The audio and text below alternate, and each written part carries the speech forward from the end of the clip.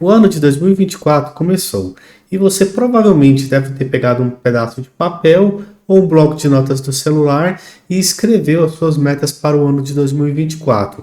Porém, junto com isso, veio à sua mente todas as metas que você escreveu para 2023 e que você não conseguiu alcançar. E isso gera uma certa frustração, porque dá a impressão que você não sai do lugar, que o tempo está correndo, está escorrendo pelos seus dedos e que você não está alcançando seus objetivos financeiros.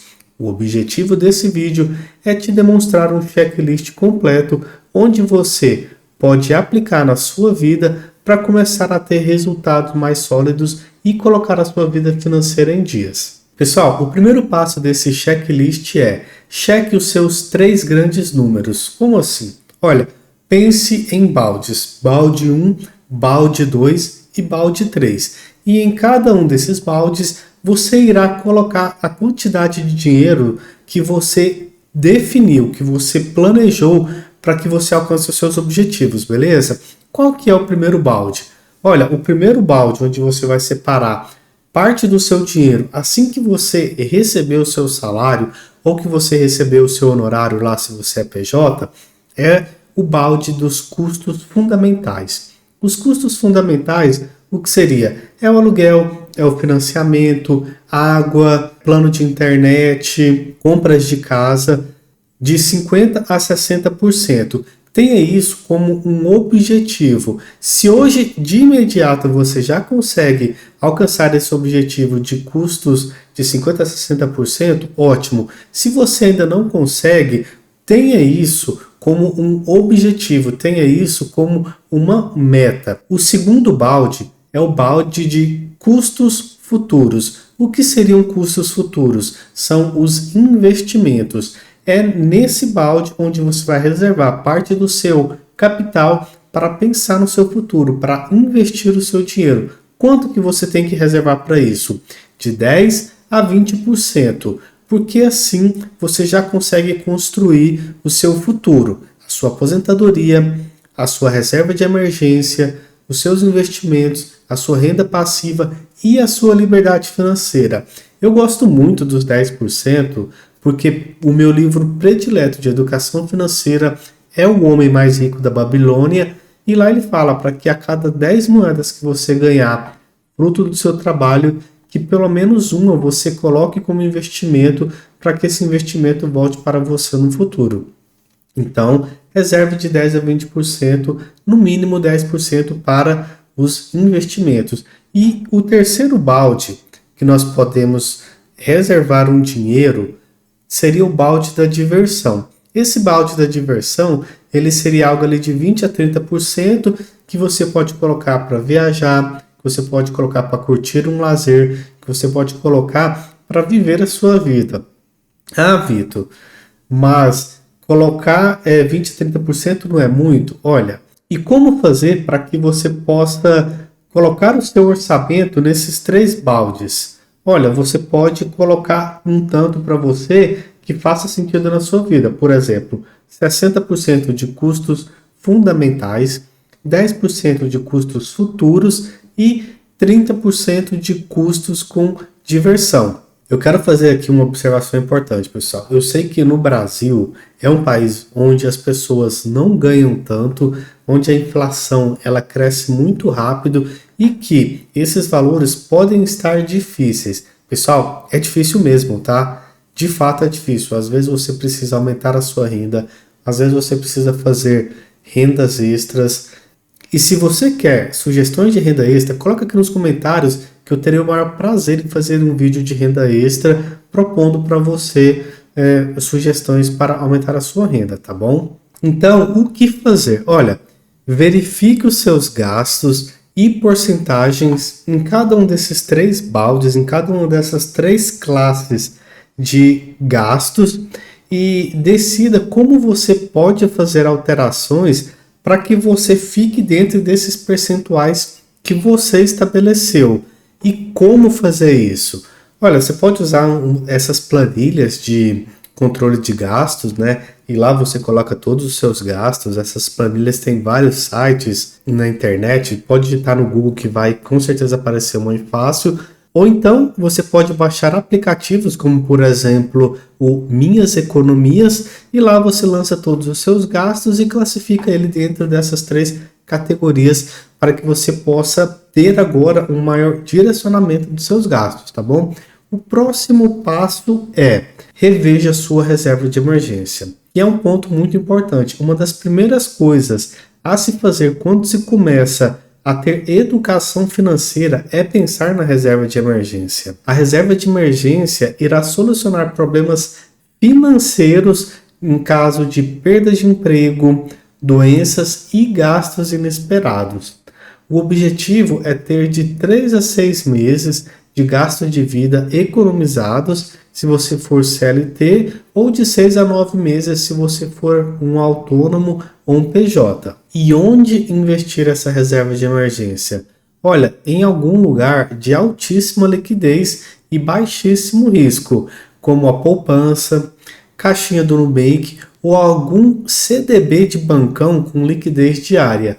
Eu recomendo a reserva em no mínimo 2 lugares diferentes, que é para não ter risco. Mas pessoal, pensa, tem que ser uma reserva de altíssima liquidez. Se você por acaso precisar de manhã poder gastar aqui no máximo de tarde, esse dinheiro já esteja na sua conta para você já poder utilizar esse valor. Olha o nome, reserva de emergência.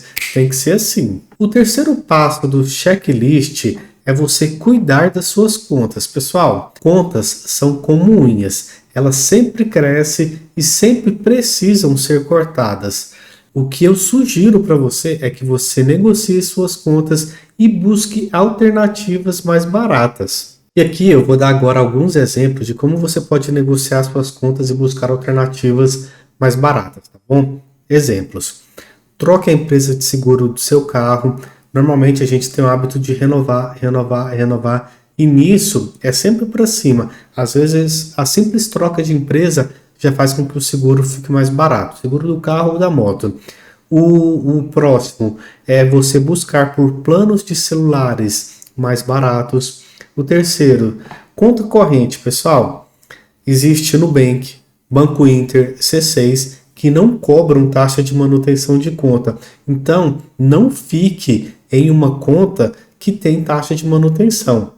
Eu hoje pago porque pelo meu banco, contratualmente, eu preciso ter uma conta corrente com serviços de manutenção ativos para manter uma taxa diferenciada. A taxa que eu tenho, ela é 30% mais barata, desde que eu tenha algumas condições, como seguro, cartão de crédito em débito automático e conta corrente com taxas, né? Então, eu tenho, mas tenho obrigado. Não tenha contas que cobrem nada, pessoal. A quinta dica, pessoal, é você trocar o seu supermercado que você faz compras habitualmente por um supermercado mais barato, como por exemplo os supermercados atacadistas, como o Açaí. Olha, para mim, se eu for fazer a compra do mês num supermercado que tem aqui do lado da minha casa, primeiro que a qualidade não é boa, eu não gosto, e no outro aqui do bairro, que a qualidade já é boa, o preço é bem maior. Então, para mim, compensa muito fazer compras num atacadista. Vale muito a pena e para mim fez muita diferença. Recomendo que você faça compra nesse tipo de lugar também. A outra dica, aí você já tem que começar a procurar mais por gastos superficiais. Às vezes você tem Netflix, Amazon Prime, Disney Plus, HBO Max, mas só assiste um ou não assiste nenhum. Então, olha esse tipo de gasto que você já contratou, olha lá no seu cartão de crédito, pega a fatura e vai olhando se tem serviços que são serviços contínuos, que todo mês você paga, mas que às vezes hoje já não faz mais sentido para você. Cancele serviços de recorrência por produtos e serviços que você não tem mais interesse. O quarto passo é otimize seus investimentos. Olha, se você não estiver investindo pelo menos 5%, você deve rever as suas finanças pessoais. Como eu disse, pense nos seus gastos assim que você recebe o seu salário em 3 classes e nessas classes coloca o dinheiro lá conforme você determinou. Para os investimentos, coloca no mínimo 10%. E se você está colocando menos do que 5%, a situação precisa ser mudada urgentemente. Pessoal, nós estamos no Brasil. Cada presidente que passa, ele vai lá e corta a Previdência. Ele vai lá e coloca mais idade para a Previdência. Ele vai lá e reduz o valor da Previdência. Você precisa pensar no seu futuro, você precisa pensar na sua aposentadoria. Não confie na sua aposentadoria naquele político de direita e nem naquele político de esquerda. Confie em você. É muito importante que você pense no seu futuro, tá bom? Seguindo na parte de otimizar os seus investimentos. Caso você tenha contas atrasadas, organize-se para que você possa investir futuramente assim que quitar. Existem dois tipos de conta, tá, pessoal? Contas atrasadas possíveis e contas atrasadas impossíveis. Eu vou falar sobre elas. Verifique nos 3 grandes números, nos 3 grandes baldes, o que aconteceu para que você não tenha conseguido investir pelo menos 10% ao mês. Será que você gastou muito com diversão? Será que seu custo fixo ele ainda é muito alto? Verifique o que você pode fazer para conseguir alcançar esses objetivos. Eu vou te dar um exemplo. Quando você vai comprar uma casa, o seu limite de endividamento é 30% do seu salário. Eu, quando fui comprar a minha casa, eu coloquei como meu limite de endividamento uma parcela que era na época de 15%. Hoje essa parcela já caiu para 12% do meu salário. Por quê? Porque eu pensei em viver um andar abaixo do meu padrão de vida. Eu não queria ter uma casa no padrão de vida meu atual. E no que isso me favoreceu? Hoje eu pago um valor de parcela muito próximo ao valor de aluguel. E à medida que eu for antecipando parcelas e à medida que o IGPM foi aumentando o valor do aluguel, eu vou em breve estar pagando de financiamento menos do que eu pagaria de aluguel. Dando sequência na otimização dos investimentos, pensa no seguinte: investir não se resume a escolher a melhor ação ou fundo imobiliário. Você também precisa pensar na sua aposentadoria. Comece a estudar sobre os benefícios de se ter uma aposentadoria privada. Isso é muito importante e pouco falado no Brasil devido às nossas baixas opções que temos de aposentadoria privada. E a última parte aqui de otimizar os seus investimentos, verifique se sua estratégia de investimento é boa e se você consegue bater o benchmark, como por exemplo o Ibovespa ou o IFIX. Se você investe e não consegue bater o mercado consistentemente, se você não tem segurança no que você está fazendo, talvez seja melhor você investir de maneira passiva, como por exemplo, você investir no BOVA11, que é o IBOV, né? Ou no DIVO11, que é empresas de alta qualidade em termos de dividendos, que é muito melhor que o BOVA11, ou você investir no IVVB11, que é um fundo, um ETF, né, que replica o SP500. Então, uma carteira de DIVO11 com IVVB11 é uma ótima carteira para quem quer investir de uma maneira mais passiva e que quer ter uma boa rentabilidade. Novamente, eu queria pedir que você se inscrevesse no canal, porque se você ficou até aqui é porque você gostou do meu conteúdo. Então, eu queria te agradecer por ter ficado até aqui comigo. Tamo junto e é só o começo.